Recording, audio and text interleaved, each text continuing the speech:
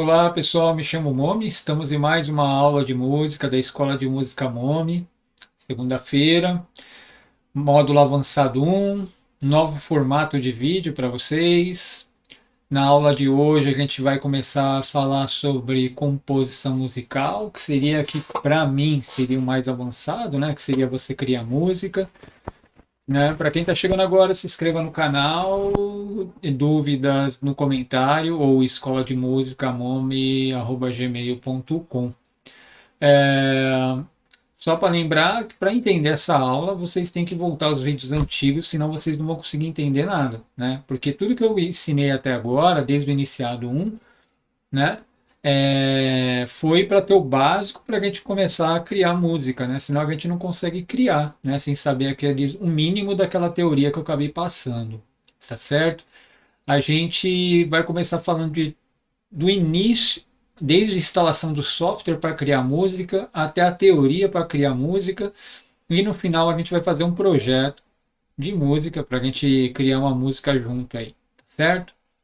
Então, antes, para quem está chegando agora e já sabe que eu também sou escritor e quiser procurar um livro de ficção para poder se divertir, esse livro é para você. Esse foi um livro que eu lancei no ano passado, chama La Carta a Barcelona, é um livro de ficção, né?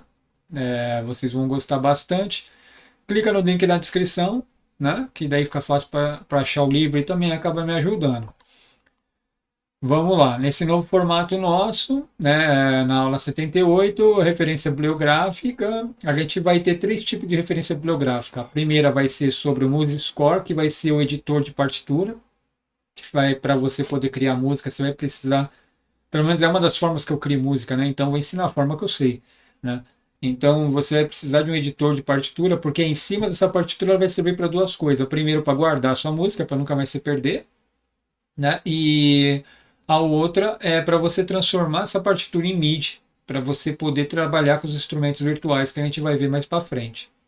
Depois que a gente acabar esse módulo de editor de partitura, a gente vai fazer o Pro Tools, né? Versão gratuita, né? Que é a versão intro, né? Muito interessante. E a última referência bibliográfica que a gente vai ter vai ser o fundamento de composição musical, que a gente vai ver o básico para poder fazer uma música, tá certo? Então vamos lá, qual que é o plano que vai ser para esse nosso módulo de introdução? Né? O nosso plano vai ser editor de partitura MuseScore, né? O editor DAW vai ser o Pro Tools, depois a gente vai falar de conceitos de forma, frase, motivo, conectando forma com motivo, construção de temas simples, acompanhamento, expressão, melodia e tema e projeto final, né? Que vai ser quando a gente vai terminar esse módulo de avançado. Isso acredito que a gente vai até o final do ano com esse módulo aí, porque é muita informação e para criar música precisa disso. Né? Pelo menos assim, para poder criar o mínimo para lançar no Spotify, nas plataformas de streaming, seria interessante é, vocês conhecerem todas essas informações. Uma outra coisa que eu queria falar para vocês é o seguinte: por que eu escolhi o editor MuseScore e não o Guitar Pro? E por que eu escolhi o Pro Tools? Bom, eu escolhi esses aí porque eles são os gratuitos e tem bastante documentação. O MuseScore, por exemplo, ele é gratuito e você tem ele também no Android, né? Então dá para você editar música direto no celular também, né? Você criar elas, né? E a DAW do Pro Tools porque é gratuito e tem vários recursos para fazer música, principalmente para quem gosta de música eletrônica, que vai ser todos os exercícios vai ser com base para música eletrônica inicialmente, porque vai ficar mais rápido para a gente produzir, tá? E depois, quando a gente terminar esse módulo de avançado, eu vou fazer algumas aulas de estilos, né? Alguns cursos só de alguns estilos, pelo menos os que eu sei. Então vamos lá, vamos separar o que é composição, o que é arranjo. Né? Então vamos lá, composição é uma forma de expressão artística que permite aos compositores criarem obras únicas e significantes. Essas obras únicas é para o próprio artista, tá? Porque assim, na minha opinião, obra original a gente não vai ter, porque a gente sempre usa a referência de alguém, né? Então, pelo fato de a gente sempre usar uma referência, é, a gente acaba, na minha opinião, não ficando original, diferente de tudo que você já viu, né? mesmo que tenha o avanço da tecnologia, a gente sempre acaba voltando às referências, né? Então, através do uso de elementos essenciais como melodia, harmonia, ritmo, forma e textura, os compositores podem transmitir emoções, contar história, criar atmosferas musicais envolventes. Então, tudo que a gente viu, ó, vimos harmonia, vimos melodia, vimos o ritmo, vimos a forma, né?